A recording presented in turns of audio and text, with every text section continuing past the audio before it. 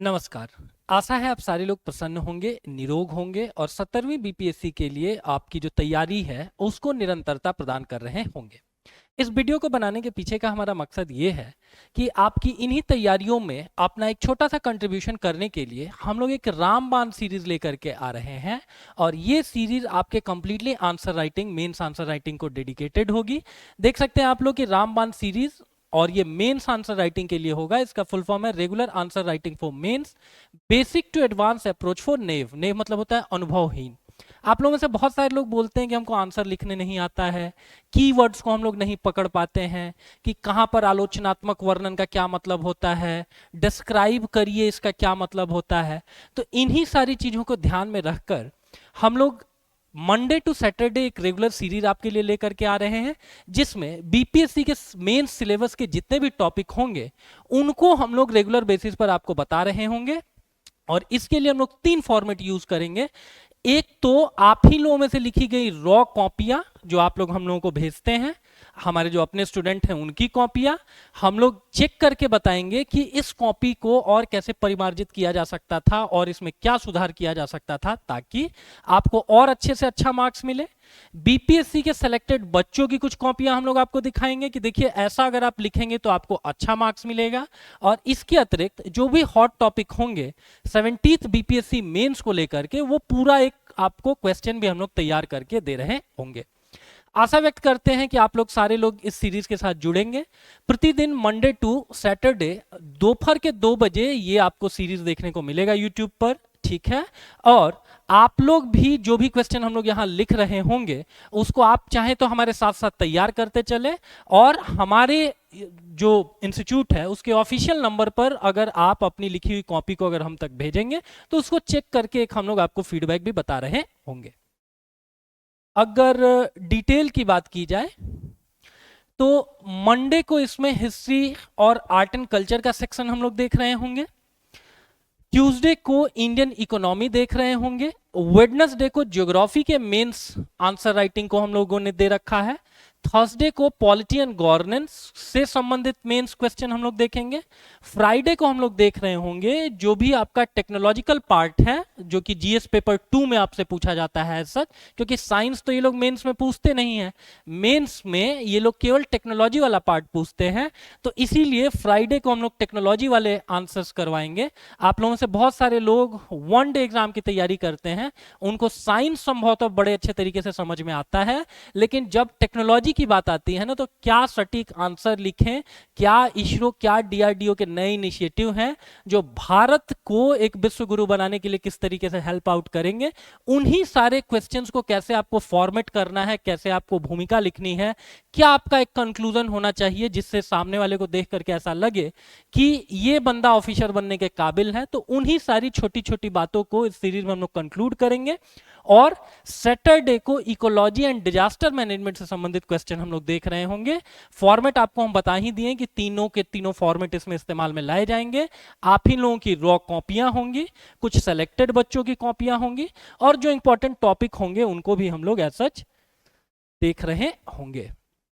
BPSC का exam का pattern आप लोगों को पता ही है कि जीएस पेपर 1 एक होता है, जीएस पेपर 2 होता है और एक एसे का पेपर होता है। मार्क्स जुड़ते हैं केवल जीएस 1, जीएस 2 और एसे के, और जीएस 1 और जीएस 2 को ऐसा और अगर तोड़ करके देखा जाए तो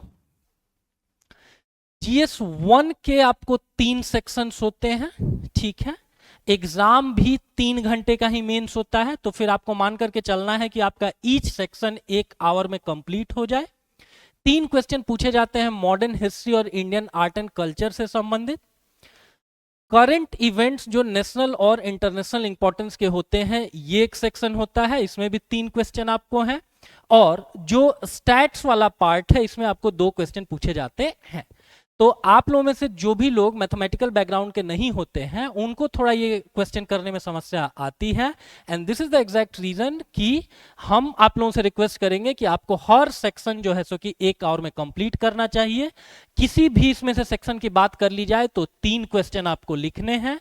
इसमें जो पहला क्वेश्चन होता है उस पहले क्वेश्चन में शॉर्ट नोट्स लिखने होते हैं आपको 5 क्वेश्चंस के, जो 2 पन्ने आपको बीपीएससी प्रोवाइड करवाता है, और बाकी जो 2 क्वेश्चन होंगे किसी भी सेक्शन के, क्वेश्चन नंबर 2 एंड 3, उसमें एक क्वेश्चन दिया गया होगा और करके एक दूसरा क्वेश्चन दिया गया होगा। सिमिलरली तीसरे नंबर क्वेश्चन में भी एक क्वेश्चन या और करके एक और क्वेश्चन दिया गया होगा। पहले क्या करता था ना बीपीएससी की, 6 क्वेश्चन ऐसा हिस्ट्री में दे दिया और आप ही लोगों से बोल देता था कि इनमें से जो भी 3 आंसर आपको अच्छे से आते हैं वो लिख दीजिए। लेकिन 68वीं बीपीएससी से आप देखेंगे कि ये पैटर्न थोड़ा चेंज किया गया है। अब आंसर लिखना पहले के मुकाबले ज्यादा मुश्किल हो रखा है, बिकॉज या तो आपको इसका आंसर लिखना है या तो इसका आंसर लिखना है, राइट। तो इन्हीं सारी आपकी डिफिकल्टीज को आसान करने के लिए इस सीरीज को लेकर के हम लोग आ रहे हैं और इसमें हम लोग देखेंगे कि 1 घंटे के अंदर अंदर 3 अच्छी क्वालिटी के उत्कृष्ट आंसर आप कैसे लिख सकते हैं। ठीक है, आप हमारे साथ साथ आंसर लिखने का प्रयास करेंगे। जो भी कीवर्ड्स होंगे उनको भी हम लोग एक्सप्लेन करते हुए चलेंगे। जैसे कि आप यहां पर देख सकते हैं, लास्ट बीपीएससी का ये क्वेश्चन है। इसमें पूछा जा रहा है कि चंपारण नील आंदोलन का मूल्यांकन कीजिए और भारतीय स्वतंत्रता संग्राम पर इसके प्रभावों का वर्णन कीजिए। पहला तो आप किला वहीं फतह कर लेते हैं जब आप क्वेश्चन को ठीक तरीके से समझते हैं। इस क्वेश्चन के 2 पार्ट हैं। नील आंदोलन का मूल्यांकन कीजिए, इसमें यह नहीं बोल रहा है कि चर्चा करिए कि क्या क्या इवेंट्स हुए थे। मूल्यांकन मतलब आपको बताना है कि वो ओवरऑल कैसे बिहार और इंडिया की हिस्ट्री के लिए इंपॉर्टेंट था। और दूसरे पार्ट में वो पूछ रहा है कि भारतीय स्वतंत्रता संग्राम पर इसके ओवरऑल क्या प्रभाव रहे, क्या इसके कारण देश के लोगों को प्रेरणा मिली, जिसके कारण हम लोग आगे जाकर के 3 बृहत्तम राष्ट्रीय आंदोलन अंग्रेजों के खिलाफ खड़ा करते हैं और जिसकी अंतिम परिणति देश की आजादी होती है। तो कभी भी इस क्वेश्चन में आप ये गलती मत कर दीजिएगा कि नील आंदोलन के बारे में भर भर करके लिख दीजिए, क्योंकि ये मूल्यांकन बोल रहा है और दूसरा पार्ट की भारतीय स्वतंत्रता संग्राम पर, संघर्ष पर इसके प्रभावों की चर्चा करनी है, राइट। सिमिलरली दूसरे क्वेश्चन में आप देखेंगे एक टर्म दे रखा है आलोचनात्मक परीक्षण। दुनिया में सेकेंड लॉ ऑफ थर्मोडायनेमिक्स से हमें ऐसी सीख मिलती है कि दुनिया में कोई सिस्टम, कोई सरकारी योजना परफेक्ट नहीं होती है। किसी व्यक्ति, बीट मार्क्सवाद, गांधीवाद या नेहरूवाद, अपने आप में परफेक्ट संकल्पनाएं नहीं होती हैं। हर संकल्पना की आप आलोचना कर सकते हैं। तो सिमिलरली आपको आलोचनात्मक परीक्षण करना है भारतीय राष्ट्रीय कांग्रेस आंदोलन के उदारवादी चरण का। तो इस पूरे सीरीज में हम लोग इन्हीं सारी चीजों को देखेंगे कि किस तरीके से आपको कीवर्ड्स को पकड़ना है, एग्जामिनर आपसे क्या पूछ रहा है, उसके बाद क्वेश्चन के कितने सब सेक्शंस हैं और उन सेक्शन सब सेक्शंस को समझते हुए कैसे आप शॉर्ट आंसर्स अच्छे तरीके से 2 पन्ने में लिख सकते हैं या जो लॉन्ग आंसर हैं उनको आप 6 पन्ने में लिख सकते हैं। एक चीज और ध्यान में रखेंगे, 1 घंटे में अगर आपको एक सेक्शन कंप्लीट करना है जिसमें 3 क्वेश्चन है, तो हर क्वेश्चन आपका मोटे तौर पर 20 मिनट में कंप्लीट हो जाना चाहिए।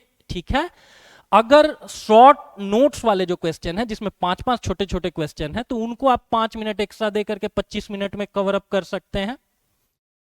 फिर बचे हुए 35 मिनट में आपको 2 आंसर्स लिखने होंगे और दोपहर 2 बजे, इसीलिए आप लोगों के लिए रामबाण सीरीज हम लोग लेकर के आ रहे हैं।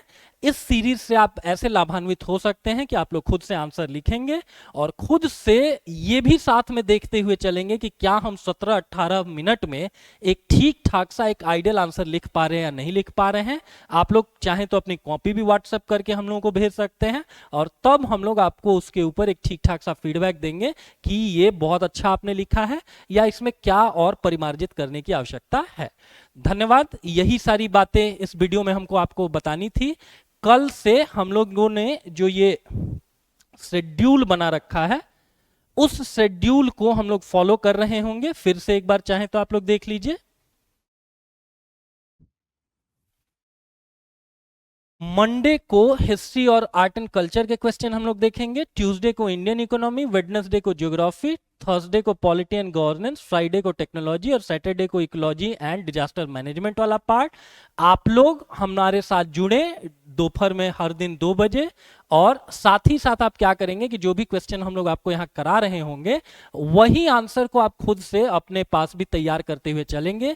एक बार रफ तौर पर लिखेंगे और उसके बाद 2-3 बार लिख करके देखेंगे कि क्या वास्तव में एक 17, 18, 20 मिनट में लॉन्ग आंसर और 5 मिनट में शॉर्ट नोट वाला आंसर हम लोग कंपाइल कर पा रहे हैं या नहीं। ठीक है, तो कल से जुड़िए हमारे साथ इस सीरीज से, ठीक है, और आशा व्यक्त करते हैं कि ये सीरीज जो है सो कि आपकी मेंस तैयारियों को एक नई धार देने का काम करेगा। और इस चीज को बड़े अच्छे तरीके से समझ लीजिए कि आज के समय में पीटी और मेंस की तैयारी कोई अलग अलग नहीं रह गई है, बहुत ही इंटीग्रेटेड आपको अप्रोच चाहिए होगा। सोचेंगे आप लोग कि पीटी क्लियर करने के बाद एक बार 2-3 महीने में मेंस का बड़ा अच्छा आंसर हम लिखना सीख लेंगे, तो वो चीज संभव होने वाली नहीं है। इसीलिए अभी से हमारे इस सीरीज के साथ आप जुड़िए और अपने आंसर को और बेहतर बना करके बड़ा अच्छा मार्क्स लेकर के अच्छे तरीके से सेलेक्ट होइए, घर वालों को भी अच्छी मिठाई खिलाइए और कुछ मिठाई हम लोगों के यहाँ भी भेजिए। धन्यवाद।